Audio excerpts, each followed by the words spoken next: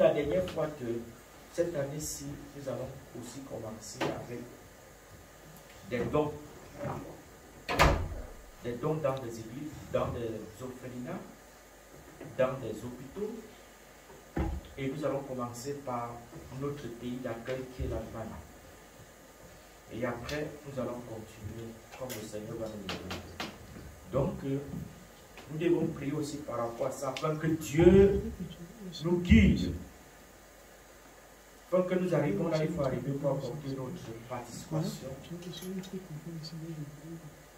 Amen.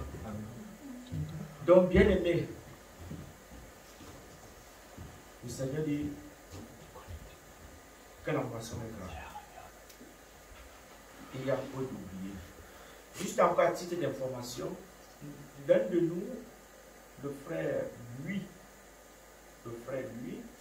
il n'est plus avec nous, il est maintenant, il est rentré au Congo. Et sa femme a eu des mains, ils ont eu un enfant. Et je crois que l'information, je l'avais déjà passée. Et bon voilà, il est au Congo, donc nous devons faire un enveloppe, un truc symbolique. On doit les envoyer aussi. Voilà. Je crois que c'est depuis le mois de décembre, pour le mois de novembre. Et avec tous ces mesures barrières de sécurité, avec toute la restriction, les confinements, etc., qui ne permettent pas, que ces choses-là ne permettent pas un bon mouvement. Mais on remet la gloire à Dieu. Pardon, je prie encore les mamans, si les enfants dérangent, vous sortez. Si vous pouvez les gérer dans la salle, vous restez, mais en les contrôlant afin qu'ils ne font pas de bruit. Si vous pouvez rester, maman, tu peux rester. Ah, ok. Mais c'est juste que contrôler les enfants afin qu'ils ne font pas de bruit.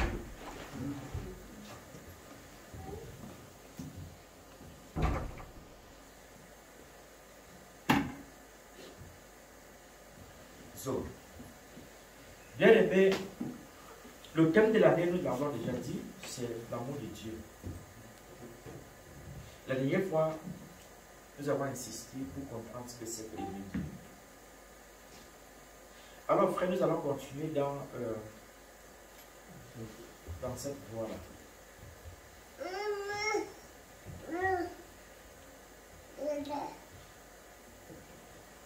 La question que nous devons nous poser ce matin, c'est de chercher à comprendre qui est Dieu pour nous. C'est-à-dire, si on nous posait la question de savoir qui est Dieu pour nous, quelle est la réponse que nous pourrons donner? Mais nous allons essayer de comprendre ce que c'est que faire confiance à Dieu. Nous allons essayer de savoir ce que c'est que faire confiance à Dieu. Nous allons essayer de comprendre ce que veut dire s'appuyer sur Dieu et avoir Jésus-Christ comme notre bouclier. Nous allons essayer un peu de lire Actes des Apôtres. Nous allons lire Actes des Apôtres 16. Actes des Apôtres 16 et le verset 25.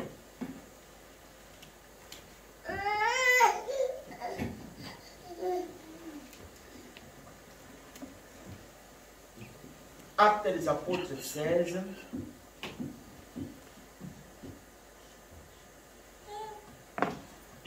Nous, à titre encore de rappel, bien aimé, le direct est fait pour ceux qui sont soit malades ou ne sont pas de la ville ou hors guerre. Pour tous ceux qui sont de la ville, devraient en principe être là. Nous devons faire l'effort d'être toujours là ensemble. Tous ceux qui ne sont pas de la ville, il faut comprendre que ces personnes-là peuvent regarder notre direct, nous suivre en direct. Mais si nous sommes dans la ville, bien aimés, ne restez pas à la maison, venez ensemble, venez ici afin que nous célébrons le Seigneur ensemble. Nous devons célébrer notre Seigneur ensemble. Alors, acte 12. Acte 16, le verset 25. Tu peux prendre 24 à 26. Non, j'ai noté ça. Je crois. Prends acte. Voilà.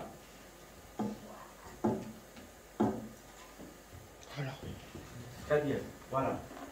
Nous allons lire un peu pour ici, un peu comprendre. C'est quoi s'appuyer sur Dieu? C'est quoi prendre Dieu? C'est quoi faire confiance à Dieu? C'est quoi s'appuyer sur le Seigneur Jésus-Christ? C'est quoi aimer le Seigneur? C'est quoi suivre Jésus-Christ? Bien-aimés, nous devons lire.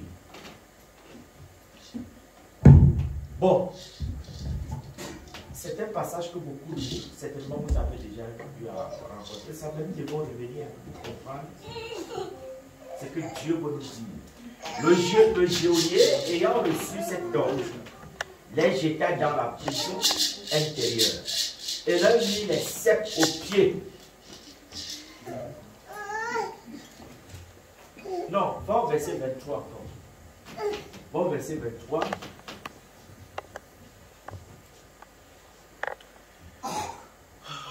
Bien-aimé du 23.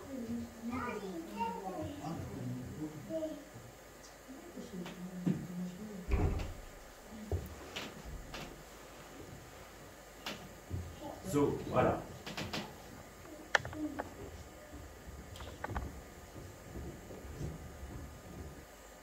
Voilà.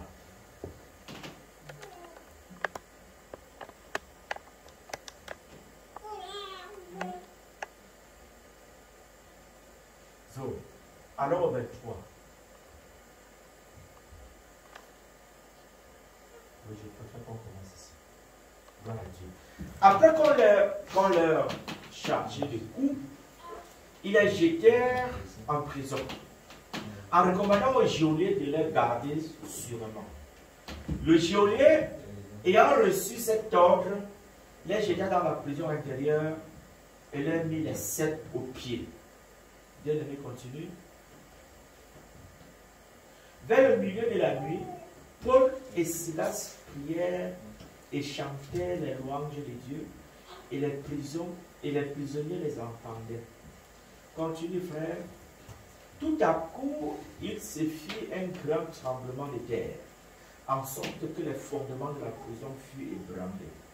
Au même instant, toutes les portes s'ouvrirent et les liens de tous les prisonniers furent rompus. Le geôlier se réveilla et lorsqu'il vit les portes de la prison ouvertes, il tira son épée et allait se tuer, pensant que les prisonniers s'étaient enfuis. Mais Paul cria d'une voix forte: ne te fais point de mal, nous sommes tous ici. Amen. Bien-aimé, c'est quoi faire confiance à Dieu? C'est quoi aimer Dieu? C'est quoi faire confiance à Dieu? Alors frère, ça peut paraître, on dit oui, j'aime Dieu, je fais confiance à Dieu, mais c'est quoi faire confiance à Dieu? La marche avec le Seigneur est constituée des bons et des mauvais moments. Les bons moments, nous sommes toujours heureux, et les mauvais moments, nous devons toujours être heureux. Nous devons toujours être heureux. Parce que c'est sur Dieu que nous nous appuyons pour avoir cette joie, pour avoir cette fierté. Alors la Bible nous présente deux personnages, Paul et Silas. Dans une situation compliquée, frères et sœurs, dans une situation difficile. C'était les serviteurs de Dieu comme toi et moi. Mais c'est juste que les époques sont différentes. À un moment où quand on entendait parler seulement de Jésus, on pouvait te couper la tête. Mais il y avait des hommes capables de parler. Alors, frères et sœurs, quand on fait le parallèle à nous aujourd'hui, on se rend compte qu'on a tout le privilège est là, mais nous avons honte de parler de Dieu. Mais nous ne pouvons pas parler de lui. Nous jouons, nous faisons des compromis. Même à tes parents, tu ne peux pas parler.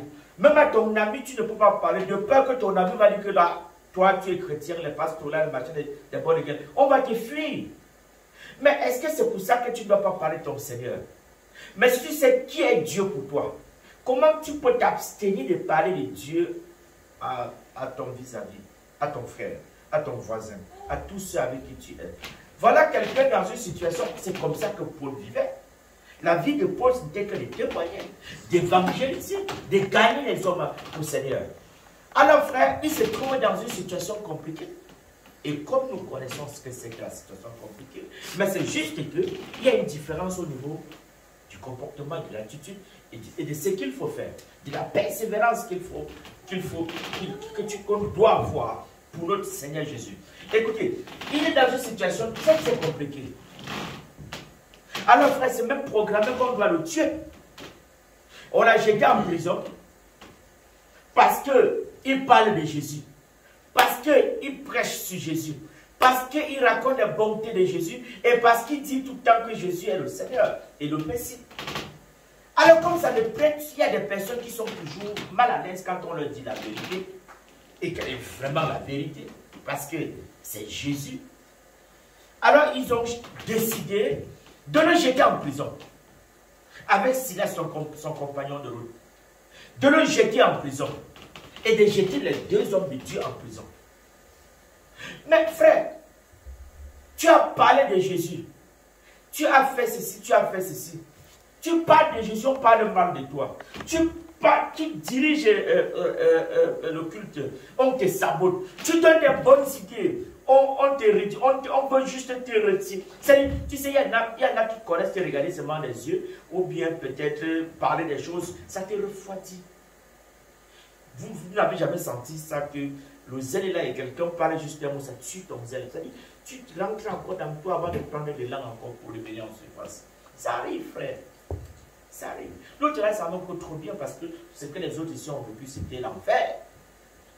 Mais imaginez un peu, mettons-nous un peu à la place de Paul et Silas.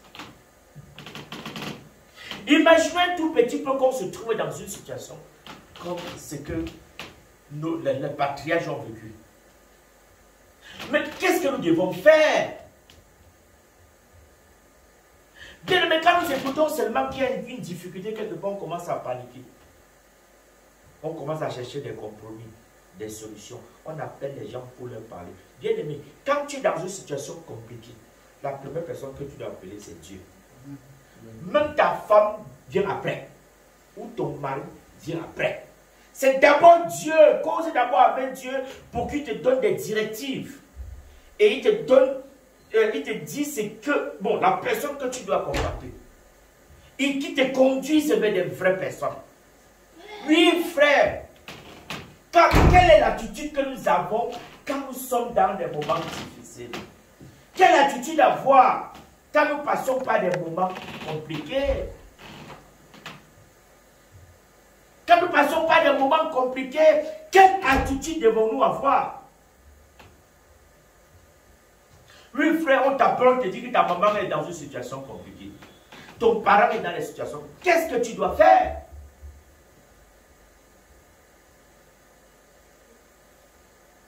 Qu'est-ce qu'il faut que...